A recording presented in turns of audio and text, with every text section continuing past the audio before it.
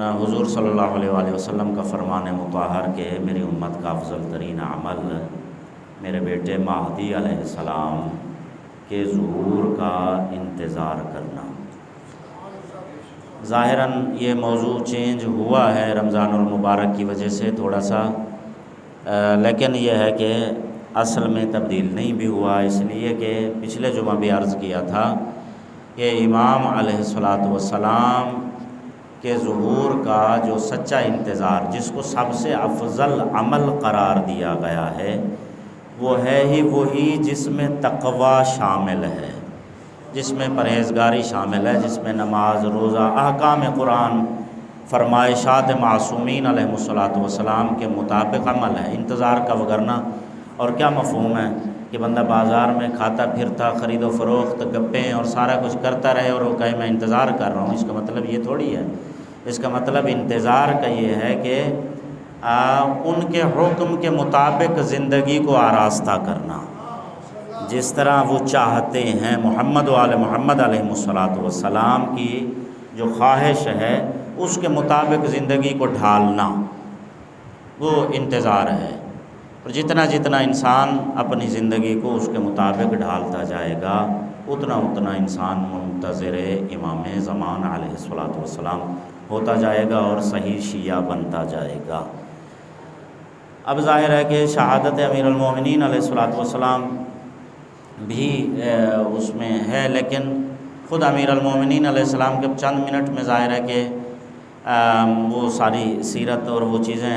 گزارش نہیں ہو سکتی ہیں۔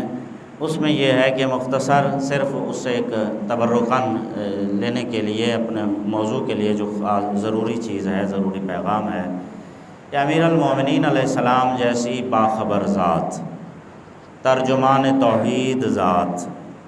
امیر المومنین علیہ السلام امام المتقین، بس علی یعنی حضرت مصطفیٰ صلی اللہ علیہ وآلہ وسلم کے بعد علی ہی ہیں، اور کون ہے؟ علی ہیں۔ وہ علی علیہ السلام جن کی بات بات پر ایمان رکھنا شرط ایمان ہے۔ اگر کسی بات پر ذرہ بھی شک کرے بندہ تو دائرہ ایمان سے، اسلام سے نہیں، ایمان سے، دائرہ ایمان سے خارج ہو جاتا ہے۔ اسلام سے اوپر کی سٹیج ہے ایمان، اسلام سے بھی اوپر کی منزل ہے ایمان۔ دائرہ ایمان سے ہی انسان خارج ہو جائے اگر نعوذ باللہ خدا نخواستہ امیر المومنین علیہ السلام کے کسی لفظ میں، کسی حرف میں، کسی بات میں، کسی قول میں تھوڑا سا بھی شک و شبہ جو ہے وہ نکالتا ہے۔ تو اب یہ ہے کہ وہ علی جن کی بات پر عمل کرنا ضروری ہے، جن کی بات پر شک جو ہے وہ یقیناً کفر ہے اور دائرہ ایمان سے خارج کر دیتا ہے، وہ علی فرماتے ہیں کہ فَإِنَّ خَيْرَ الزَّادِ التَّقْوَىٰ أُوصِيكُم بِتَقْوَى اللَّهِ، یعنی اس وقت جس حالت میں امیر المومنین علیہ السلام 19 سے 21 یہ جو عرصہ ہے، اس میں امیر المومنین علیہ السلام نے وصیت فرمائی۔ اس وصیت میں سرکار نے فرمایا کہ اوصیکم بتقوی اللہ، میں تمہیں تقوی الہیہ کی وصیت کرتا ہوں۔ اب یہ ہے کہ بندہ اگر یہ کہے کہ میں نے اپنے مرضی کا دین لینا ہے، بقول ہے تو جملہ معصوم کا ہی ہے، لیکن ایک عالم دین نے بڑا پیارا سا اس کا ترجمہ کیا ہے۔ وہ فرماتے ہیں کہ دین ہمارے لیے بالکل چگم کی طرح، چگم جتنی دیر اس سے مٹھاس حاصل ہوتی رہے، ہمیں مزہ آتا رہے، اتنی دیر ہم منہ میں رکھیں گے، جتنی دیر جس کے بعد اب اس کا مزہ ختم ہوا اس کو پھینک دیا۔ یعنی دین کا صرف وہ حصہ جو ہماری روحانی عیاشی کا ذریعہ ہو، ہمارے مزے کا یا ہماری تسکین، ہماری ذات کو فائدہ دے یا ہمیں پسند آئے، بس اتنا ایک حصہ ہم لے لیں اور باقی جو ہے اس کو چھوڑ دیں، تو ظاہر ہے کہ سمجھتے ہیں کہ یہ معصومین سے غداری ہے، اسلام سے نہیں بلکہ خود اپنے آپ سے غداری ہے اور دھوکہ اور فریب ہے، کہ جو دھوکہ خدا اس دھوکے سے ہماری آنکھیں کھولے اور کبھی اس میں مبتلا نہ فرمائے، تاکہ امام زمان علیہ السلام جو ہمارے انتظار میں ہیں اور جو ہمارے ہر عمل پر نگاہ رکھے ہوئے ہیں، ہمارے ہر عمل کے گواہ اور شاہد ہیں۔ امام علیہ السلام ہم سے راضی و خوشنود ہوں اور ہم امام علیہ السلام کے سپاہ میں داخل ہو سکیں اور لائق فخر امام کے سپاہی بن سکیں۔ تو اب اس میں یہ ہے کہ جہاں امیر المومنین علیہ السلام کے باقی سارے ارشادات، فرامین اور سارا کچھ ہے، فضائل ہیں، باقی تمام چیزیں ہیں، تو یہ تقویٰ کی وصیتیں جو امیر المومنین علیہ السلام نے بار بار زندگی میں فرمائی ہیں، اس کو ہم کیوں فراموش کر دیتے ہیں؟ یعنی یہ کہہ کر کہ ہم ماننے والے ہیں، ہمیں نہ نماز کی ضرورت نہ روزے کی ضرورت، یعنی ہر بدماشی کریں پھر بھی علی کے شیعہ، نعوذ باللہ، انتہائی معذرت کے ساتھ لفظ نکل گیا، یعنی سارا کچھ کریں، جو مرضی کریں، جو مرضی کریں، اس سے کوئی فرق نہیں پڑتا ہے، کیونکہ ہم علی ولی اللہ پڑھ لیتے ہیں۔ وہی علی ولی اللہ کا ایک مقصد ہے، وہ خالی زبان ہلا کر علی ولی اللہ پڑھ لینا، اس کا کیا مطلب ہے؟ وہ تو اہل سنت بھی علی کو ولی مانتے ہیں اور باقی لوگ بھی ہیں جو ہاں ٹھیک ہے علی ولی اللہ زبان سے پڑھ، ہم تھوڑا سا ایک قدم آگے سے ہی زبان سے علی ولی اللہ کہہ لیتے ہیں، وگرنہ اللہ کے ولی وہ بھی مانتے ہیں مولا امیر المومنین علیہ السلام کو، اس میں کیا فرق ہے؟ علی ولی اللہ پڑھنے کا مقصد ہے، علی ولی اللہ پڑھنے کا اس کو خلاصہ یہ ہے، مقصد، اس مقصد جو علی ولی اللہ پڑھنے کا ہے وہ یہ ہے کہ علی علیہ السلام کا اقتدار، علی علیہ السلام کی سلطنت، علی علیہ السلام کی حکومت، علی علیہ السلام کا اختیار میرے جسم پر، میرے ذہن پر، میرے دل پر، میرے اعضاء و جوارح پر ہونا چاہیے۔ علی ولی اللہ کا مقصد یہ ہے کہ نہ کہ زبان سے جو ہے میں جو ہے وہ اقرار کرتا ہوں، وہ خالی زبان، پچھلے جمعہ بھی گزارش کی، وہ خالی زبانی جو ہے وہ زبانی کلامی شیعہ ہونا اور چیز ہے، جو کہ بعض اللہ خدا پناہ عطا فرمائے روایات میں، واقعات میں اتنی ساری چیز موجود ہے کہ زبانی کلامی ہوگا، خالی عمل میں نہیں ہوگا، ممکن ہے، عین ممکن ہے کہ وہ مرنے کے بعد اس کو شیعیان علی جو کہ وادی سلام میں جائیں گے وہاں نہ بھیجا جائے بلکہ وادی برہوت وغیرہ میں، یعنی امت علی، امت حضرت مصطفیٰ صلی اللہ علیہ وآلہ وسلم سے بھی اس کو خارج کر دیا جائے۔ ظاہر ہے ماننے کا مطلب، اور وہ علی ولی اللہ کا مطلب اللہ کے ولی ہیں، یعنی اللہ کی طرف سے سرپرست ہیں، حکمران ہیں۔ کس چیز پہ حکمران ہیں؟ زمین و آسمان تو ان کے حکم کے تابع ہے،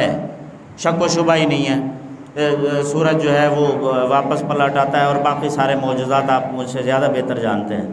میرا جسم ان کے تابع نہیں ہے، میرا جسم ان کی مرضی کے مطابق نہیں ہے، ان میرے جسم پر حکومت، زمین و آسمان، سمندر، ہوا، پانی، ہر چیز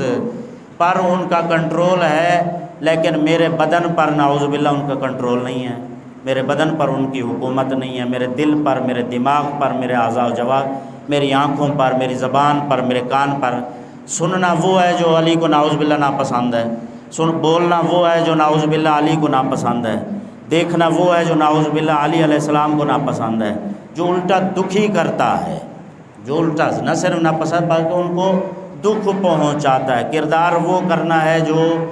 اور وہ چیزیں جو ان کی پسند ہیں، جو انہوں نے حکم دیے ہیں کہ یہ کرو، یہ کرو، یہ کرو، یہ کرو، وہ فرما رہے ہیں واضح تقویٰ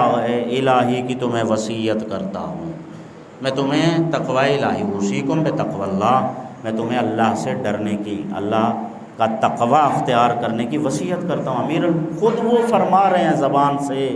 کہ میری وصیت ہے تمہیں تقویٰ اختیار کرو، باقی کیا رہ جاتا ہے؟ اب اس کے پیچھے میری خطابتیں،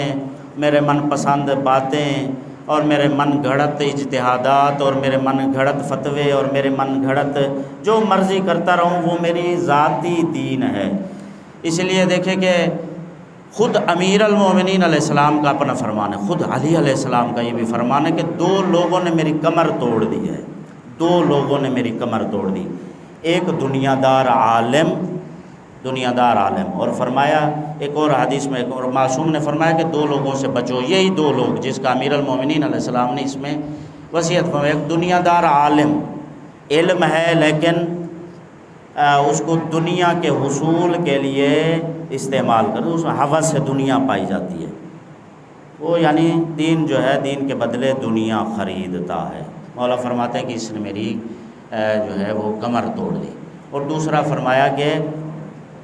جو جاہل عابد ہے، جاہل عبادت گزار، جاہل ہے عبادت گزار ہے، تو یہ دونوں جو ہیں یہ دونوں راہ خدا کے ڈاکو کہا گیا کہ راہ خدا کے ڈاکو ہیں۔ یہ یعنی بندے کو راہ خدا سے منحرف کر دیتے ہیں، تڑوا دیتے ہیں، بندہ صراط مستقیم پر، وہ شیطان کو وہاں پہ محنت کرنے کی ضرورت نہیں ہوتی جو بندہ ان دو کے تسلط میں آ جاتا ہے۔ اب میں یہ ہے کہ یہ دونوں قسم کے افراد ہماری قوم میں اس وقت ماشاءاللہ چھائے ہوئے ہیں اور لوگوں کو جو ہے وہ پتہ نہیں کیا کیا کر رہے ہیں۔ تو امیر المومنین علیہ السلام نے فرمایا کہ یہ دو قسم کے افراد سے بچو، جو دین کو اور جو ہے تعلیمات محمد و آل محمد علیہ السلام جو ہیں اس کو پامال کر کے خود محمد و آل محمد کے احکام جو واضح لفظوں میں موجود ہیں، قرآن کے پیغامات جو واضح اور دو ٹوک لفظوں میں موجود ہیں، مبین ہیں، متشابہ نہیں ہیں، کسی قسم کی اس میں ایسا نہیں ہے کہ بندہ کہے کوئی ابہام پایا جاتا ہے، بالکل مبین اور واضح ترین، سورج سے زیادہ اس کی ضوء روشنی سے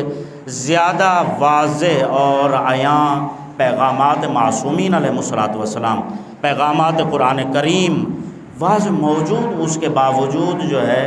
اگر بندہ ایسے جو ہے صراط مستقیم سے ہٹ جائے تو ظاہر ہے کہ ہماری بد نصیبی اور بد قسمتی ہے۔ جبکہ علی بار بار یہی فرما رہے ہیں کہ زندگی میں امیر المومنین نہج البلاغہ اٹھا کے دیکھیں، لیکن ظاہر ہے کہ یہ ایام تحیہ و امیر المومنین کے ایام بھی ہیں کہ ہماری زندگیوں سے نہج البلاغہ ختم ہو چکا۔ ہماری زندگی میں ہم اپنا حساب کریں کہ ہم نے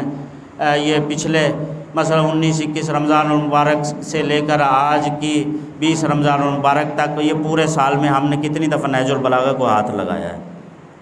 ویسے زبان سے بڑا علی علی کرتے ہیں کہ میں علی میں علی میں علی، علی سے ہدایت لینے کے لیے تیار نہیں ہوں۔ علی نے نہج البلاغہ کے ذریعہ میری ہدایت فرمائی ہے، امام سجاد علیہ السلام نے صحیفہ سجادیہ کے ذریعہ میری ہدایت فرمائی ہے، میری تربیت کی ہے۔ علی نہج البلاغہ کے ذریعہ سے میری تربیت فرما رہے ہیں، اور میں زبانی دعویٰ تو کرتا ہوں کہ میں علی علی علی کا بڑا حقدار ہوں اور بڑا صاحب ولایت ہوں، یہ ہوں وہ ہوں، نہج البلاغہ کو کبھی ہاتھ نہیں لگایا۔ ایسے بھی افراد خدا نخواستہ ہوں گے زندگی میں، سال میں چھوڑیں، زندگی میں نہج البلاغہ بھی نہیں دیکھا ہوگا، اس کو ہاتھ بھی، وہ کیا شیعہ ہے علی کا، علی کا خط ہے، علی کا خط ہے ہمارے لیے، علی کا پیغام ہے ہمارے لیے نہج البلاغہ۔ مجھے چاہیے کہ اگر میں علی سے واقعاً عشق رکھتا ہوں، محبت رکھتا ہوں، تو پھر علی علیہ السلام نے جو نہج البلاغہ میں مجھے دینا چاہا ہے، میری تربیت کرنا چاہیے۔ اچھا، اس کو سادہ لفظوں میں یہ کہیں کہ مجھ میں آپ میں سے کون سا ایسا بندہ ہے جو یہ نہیں چاہے گا کہ میں زیر تربیت علی علیہ السلام رہوں؟ کوئی ہے ایسا جو یہ کہے، جو یہ چاہے؟ نعوذ باللہ، اگر ایسا چاہتا ہے تو پھر تو خدا اس سے ہمیں بھی پناہ عطا فرمائے، کہ جو یہ کہے کہ میں علی سے تربیت نہ لوں۔ کون بندہ ہے ایسا جو یہ چاہے کہ میں امام سجاد علیہ السلام سے یا کسی معصوم سے تربیت نہ لوں؟ تو ان سے تربیت لینا، یہ نہج البلاغہ کیا ہے؟ ان سے تربیت لینا ہے۔ اگر نہج البلاغہ مطالعہ کریں گے، اس پر عمل کریں گے، تو یہ علی علیہ السلام کے زیر تربیت چلے جائیں گے۔ اگر صحیفہ سجادیہ حاصل کر کے اس کا مطالعہ کریں گے، پڑھیں گے، تو امام سجاد علیہ السلام کی زیر تربیت چلے جائیں گے۔ معصومین سے جو منقول چیزیں ہیں، دعائیں ہیں، اگر ان کو وہ کریں گے تو اس کا مطلب اس معصوم کے میں زیر اثر اور زیر تربیت چلا گیا ہوں۔ اب میری روحانی تربیت جو ہے وہ معصوم فرما رہے ہیں، جس کی دعا یا جس کی کتاب یا جس کے جو ہے وہ میں مطالعہ کر رہا ہوں، پڑھ رہا ہوں، لینے کی کوشش کر رہا ہوں۔ ایک صلوات پر محمد و آل محمد، اللہم صلی علی محمد و آل محمد وعجل فرجہم۔ اب اس میں یہ ہے کہ اب ظاہر ہے کہ انتہائی اختصار کے ساتھ چند یہ بھی ضروری پیغامات، یہ کہ وہ تقویٰ جو امیر المومنین علیہ السلام کی خواہش ہے، اس کو حاصل کرنے کے بالکل محدود دن رہ گئے، اب دوسرا عشرہ جو ہے چند گھنٹے رہ گئے ہیں، اس کے بعد مغرب کے بعد ظاہر ہے کہ تیسرا اور آخری عشرہ رمضان المبارک کا شروع ہو جائے گا۔ اور پھر اس سے بھی بڑھ کے یہ کہ وہ جو اس پورے مہینے میں، اس پورے مہینے کا دل ہے، دل اس پورے مہینے کا جو قلب ہے، اس پورے مہینے کے جو سارے انعامات اور سارا یعنی جو خلاصہ ہے اس پورے مہینے کا، شبہائے قدر، شبہائے قدر ایک گزر گئی اور دو باقی رہ گئیں، آج کی رات اور کل چھوڑ کے پرسوں کی رات، 21 23 کی رات، 2 راتیں باقی رہ گئیں۔ اس میں آپ جو ہے وہ اس کا کیا، ہم جیسا طالب علم یا گنہگار جو ہے وہ کیا بیان کرے کہ لیلۃ القدر جس کے لیے اللہ نے خود، خالق نے خود فرمایا ہو، ما دراک ما لیلۃ القدر، تمہیں کیا پتہ، تو ہمیں کیسے پتہ چل سکتا ہے کہ لیلۃ القدر کیا ہے؟ بس یہ ہے کہ اس کو حاصل کرنے کی کوشش میں تھوڑی بہت معرفت اور فضا۔ ایک تو یہ یاد رکھیے گا، اب تفصیل کا ٹائم نہیں ہے، صرف خلاصہ یہ ہے کہ جتنی معرفت جناب سیدہ کو بڑھائیں گے اتنا لیلۃ القدر حاصل ہوتی جائے گی۔ یہ اس کا آپس میں رابطہ ہے، یہ ایک بات ہو گئی جی، یہ اپنی جگہ پر یعنی خود ایک بہت بڑا موضوع ہے، اور اس کے لیے جو ہے وہ ظاہر ایک چیز چاہیے۔ تو معرفت جناب سیدہ دارین سلام اللہ علیہا لیلۃ القدر جو ہے وہ اس لیلۃ القدر کا حصول بغیر ذات جناب طاہرہ سلام اللہ علیہا ناممکن ہے۔ یہ ہو نہیں سکتا کہ لیلۃ القدر حاصل ہو جائے بغیر جناب سیدہ سلام اللہ علیہا۔ ایک عظمت جناب سیدہ پر صلوات پڑھ لیں، اللہم صلی علی محمد وعلی محمد وعجل فرجہم۔ ایک تو یہ ہو گیا جی۔ دوسرا یہ ہے کہ اس کو اب بس سادہ لفظوں میں ہی عرض کرتا ہوں کیونکہ ٹائم بالکل ختم ہو گیا۔ آیت اللہ محمد طباطبائی تہران کے ہیں، آیت اللہ ایک گزرے ہیں، ان کا یہ فرمان ہے، جملہ ہے، اور یعنی انتہائی عارف آیت اللہ ہیں، مرجع ہیں، خدا درجات بلند فرمائے۔ دیکھیں کہ ہم پورا سال انسان پریشانیوں میں مبتلا، کسی کو رزق کی تنگی، رزق کی پریشانی، کسی کو اولاد کے حوالے سے پریشانی، کسی کو جائیداد کی پریشانی، وہ مختلف مسائل جو ہیں، پورا سال جو ہے وہ مختلف مسائل میں گزرتا ہے، اور ہم ہر بندے کو کبھی اس کو، کبھی اس کے سامنے، کبھی اس کے سامنے، کبھی دوستوں کے سامنے، کبھی بعض ایسے بندے کہ جن کے سامنے بولنا ہی نہیں چاہیے، یا جن سے تعلقات سے خود شریعت نے منع کیا ہے، سلام دعا سے بھی منع کیا ہے۔ مثلا معصومین کا وہ آپ یہاں تلاوت کر چکا ہوں حدیث تفصیل کے ساتھ، رسول کائنات کا وہ فرمان کہ جو مسجد کا تارک ہے، تارک مسجد، جو مسجد کا تارک ہے، اس سے سلام دعا چھوڑ دو، بیمار ہو جائے اس کی عیادت بھی نہ کرو، وغیرہ وغیرہ۔ اب یہ ہے کہ ایسے لوگوں کے سامنے بھی جو دشمن توحید اور دشمن خدا کے، جو خدا کا نہیں ہے وہ کسی اور کا کیا ہو سکتا ہے، اس کے سامنے بھی میں پریشانیوں کا اظہار کرتا رہتا ہوں پورا سال، مجھے یہ ہو گیا، مجھے یہ ہو گیا، مجھے یہ ہو گیا، مجھے یہ ہو گیا۔ وہ آیت اللہ فرماتے ہیں کہ اگر یہ پورا سال در بدر مسائل اور پریشانیاں اور یہ سب چیزوں سے اگر بندہ بچنا چاہتا ہے تو شبہائے قدر میں اپنے مسائل لے کر اللہ کی بارگاہ میں بیان کرو۔ یہ لیلۃ القدر، یہ جو شب قدر کی راتیں، ان میں وہ اپنے سارے مسائل اگر اللہ کی بارگاہ میں پیش کر دو تو پورا سال تمہیں لوگوں کے سامنے در بدر جو ہے اس کو بیان کرنے کی ضرورت نہیں پڑے گی۔ شرط یہ ہے کہ خلوص کے ساتھ خدا کی بارگاہ میں۔ اب اس کو دوسرے لفظوں میں یہ بھی ہے، اپنے لفظوں میں گزارش کروں کہ شبہائے قدر میں جو اللہ کی بارگاہ میں جی بھر کے رو لیتا ہے، پھر اسے پورا سال رونے کی ضرورت نہیں پڑتی دنیا کے سامنے۔ اللہ کے سامنے ان راتوں میں جی بھر کے روئیں، حتیٰ کہ دنیا لینے کے لیے، دیکھیں زندگی ختم ہو جائے گی، یہ اللہ کا شکر اور احسان منانا چاہیے کہ اس نے ہماری سانسوں کو مہلت عطا فرمائی ہے،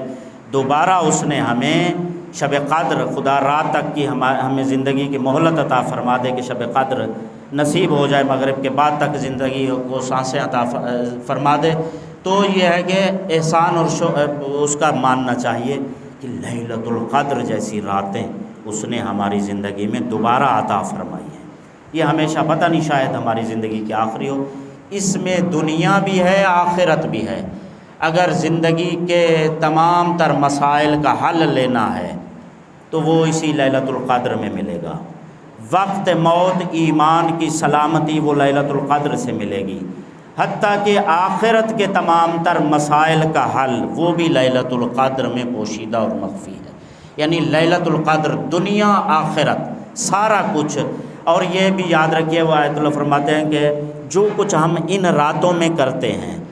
پورے سال میں اس کا عکس ہوتا ہے۔ یعنی جو کچھ ہم اس میں کریں گے ان راتوں میں، لیلۃ القدر کی راتوں میں، پورے سال میں اس کا عکس ہوگا۔ کیا مطلب یہ فرماتے ہیں کہ اگر اس میں آخری بات کہ اسی کو آپ خود بندہ سوچ کے پھیلا لیں اور سمجھ لے، کافی ہے میرے خیال میں، یہ جملے کافی ہوں گے کہ اس میں اگر ہم عبادت الہیہ سے دور رہیں گے تو پورا سال ہم خدا سے دور رہیں گے۔ پھر ہم یعنی ایسا نہیں ہو سکتا۔ اگر ان راتوں میں لیلۃ شب قدر میں اللہ کو چھوڑ کر دنیا داری میں ملوث رہیں گے تو پورا سال ہمیں بے برکتی گھیرے رکھے گی اور اللہ سے ہم دور ہوں گے۔ اور بے برکتی، ہم اگر دنیا داری میں ملوث ہوں گے تو پورا سال ہم دنیا داری میں ہی ملوث رہیں گے، اور وہ ملوث ہونا بھی کوئی فائدہ مند نہیں ہوگا بلکہ بے برکتی ہوگی، اس میں بھی کوئی خیر و برکت نہیں ہوگی۔ اس لیے کہ برکت جو ہے وہ اللہ اور محمد و آل محمد علیہ الصلاۃ والسلام کے ساتھ متصل ہونے میں ہے۔ اس کے علاوہ ساری نحوست ہی نحوست ہے، برکت بس اللہ اور محمد و آل محمد سے ملے رہنے میں ہے۔ تو یہ زندگی میں غنیمت ہے کہ یہ 2 شب قدر رہ گئی ہیں، خدا ہمیں مکمل ان سے فائدہ اٹھانے کی توفیق عطا فرمائے، اس سے بھرپور وغیرہ یہ سب چیزوں سے